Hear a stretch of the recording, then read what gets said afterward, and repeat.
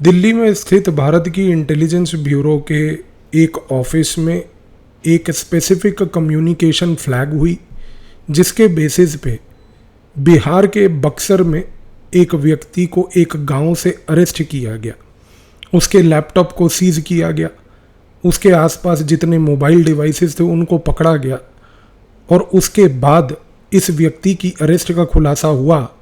कि इस व्यक्ति अमन कुमार ने अमेरिका की CIA की वेबसाइट पर जाकर वहाँ पर एक फॉर्म भरकर CIA से पैसे की मांग करी, ये कहते हुए कि उसके पास पुख्ता जानकारी है कि वो भारत के प्रधानमंत्री की सुरक्षा को कैसे ब्रीच करने की क्षमता रखता है। और उसने CIA को बोला कि यदि आप मुझे पैसा देते हैं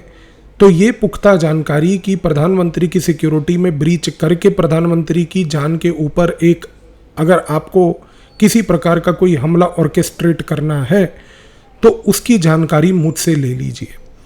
जब ये प्रकार के एक कम्युनिकेशन को भारत के बक्सर बिहार के एक IP एड्रेस के तहत भेजा गया अमेरिका की CIA को, उस दौरान भारत की सिग्नल इंटेलिजेंस की जो कैपेबिलिटीज़ इंटेलिजेंस ब्यूरो के पास हैं, साथ ही में जो रिसर्च एंड एनालिसिस विंग की सिग्नल इंटेलिजेंस कैपेबिलिटीज़ हैं, उन्होंने इस चीज़ को तुरंत ट्रेस करते हुए यहाँ पर इस पर्टिकुलर कम्युनिकेशन को फ्लैग ऑफ किया और यहाँ पर कार्रवाई करते हुए इस व्यक्ति को गिरफ्त में तुरंत लिया। सवाल ये उठता है कि अमन कुमार ने इस प्रकार की एक CIA की वेबसाइट पर जाकर वहाँ पर ये प्रकार की इंफॉर्मेशन CIA को देने की एक रणनीति क्यों बनाई? क्या आज की डेट में ये व्यक्ति इस तरीके का कोई घटना को अंजाम देने की परिस्थिति में था? इस व्यक्ति के पीछे किस प्रकार के मोटिव थे कि वो यहाँ पर पहली बात एक सुरक्षा ब्रीच के अंदर यहाँ इस प्रकार की गतिविधि को अंजाम देने के लिए आया था? आप इस चीज़ को समझने की कोशिश कीजिए कि इंटेलिजेंस लैंग्वेज में एक साधारण तरीके से इस पर्टिकुलर इंसिडेंट को फ्लाई पेपर इफेक्ट बोला जाता है। फ्लाई पेपर इफेक्ट का मतलब होता है कि कोई भी इंटेलिजेंस एजेंसी एक डिलिबरेटली वेबसाइट बनाती है, जैसे अमेरिका की CIA की एक वेबसाइट है और उस CIA की वेबसाइट पर वो एक फोरम बनाती है जिसके तहत कोई भी साधारण व्यक्ति पूरे विश्व में CIA को किसी भी प्रकार की पुख्ता जानकारी के नाम पर उनसे संपर्क साध सकता है। फ्लाई पेपर इफेक्ट इसको इसलिए कहा जाता है क्योंकि यहाँ पर इसी प्रकार के अमन कुमार जैसे व्यक्तियों को जिसको गिरफ्त में ले लिया गया है, ये जो मानसिक तौर से डिस्टर्ब्ड व्यक्ति होते हैं, इन प्रकार के लोगों को पकड़ना इंटेलिजेंस एजेंसीज के लिए पहली बात तो सरल हो जाता है। क्योंकि आप एक चीज़ को समझिए, यदि भारत के अंदर CIA का अगर कोई एसेट होगा भी तो वो पहली बात किसी भी तरीके का एक IP एड्रेस ऐसा प्रयोग नहीं करेगा जो कि एक ओपन IP एड्रेस है। यहाँ पर जब भारत की इंटेलिजेंस ब्यूरो और रॉ के अधिकारियों ने इस व्यक्ति को इंटेरोगेशन में लिया, उस समय एक चीज़ तो स्पष्ट हो गई कि अमन कुमार एक लोन वुल्फ डिजिटल वॉरियर बनने की कोशिश कर रहा था। दूसरा, उसने जो ईमेल और जिस प्रकार की जानकारी CIA के फॉर्म में जमा करवाई, उस जानकारी से यह भी स्पष्ट हो जाता है कि ये किसी विचारधारा से इंस्पायर होने के बजाय इसका मोटिव केवल पैसा था। और आज वैसे भी बहुत सारे इंटेलिजेंस एसेट्स, ये कहना गलत नहीं होगा कि पैसे के लिए काम करते हैं। इनफैक्ट पैसा हम इंटेलिजेंस लैंग्वेज में कहते हैं माइस इफेक्ट, जिसमें मनी एक बहुत इंपॉर्टेंट फैक्टर है, ईगो एक बहुत इंपॉर्टेंट फैक्टर है। और यहाँ पर अमन कुमार के जब पास्ट के इतिहास को स्टडी किया गया तो मालूम चला कि ये व्यक्ति की ईगो इसलिए भी बड़ी हाई है क्योंकि इस व्यक्ति ने कुछ सालों पहले कोलकाता के एयरपोर्ट को भी एक धमकी दी थी कि यह बम से उड़ा देगा। तो इस कॉन्टेक्स्ट में एक चीज़ तो स्पष्ट हो गई कि जिस प्रकार का इसने यहाँ पर कम्युनिकेशन संपर्क साधने की CIA से कोशिश करी, वो एक किसी भी तरीके से नॉर्मल नहीं थी, क्योंकि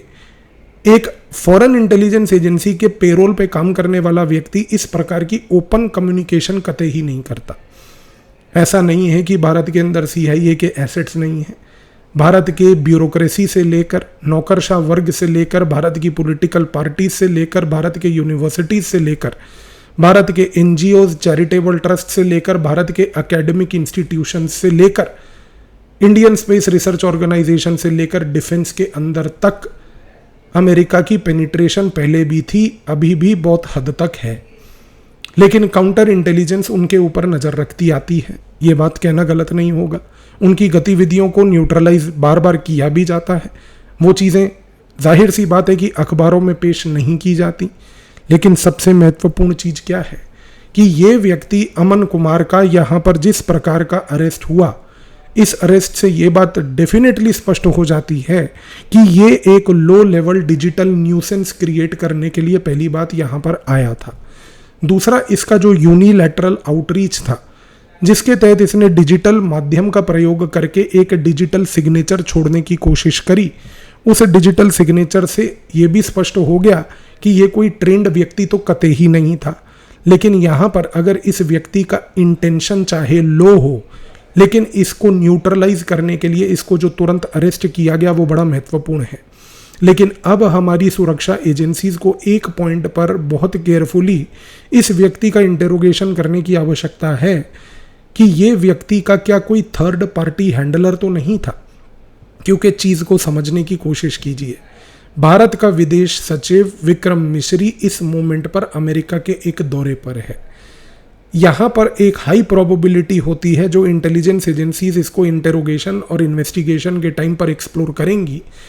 कि क्या कोई थर्ड पार्टी कंट्री के तहत इस व्यक्ति को प्रोवोक तो नहीं किया गया,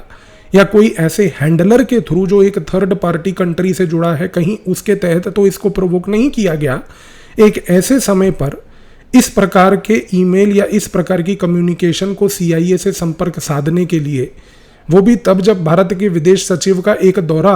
अमेरिका में चल रहा है, क्योंकि इस प्रकार की गतिविधि के अंजाम देने से इसका खमियाजा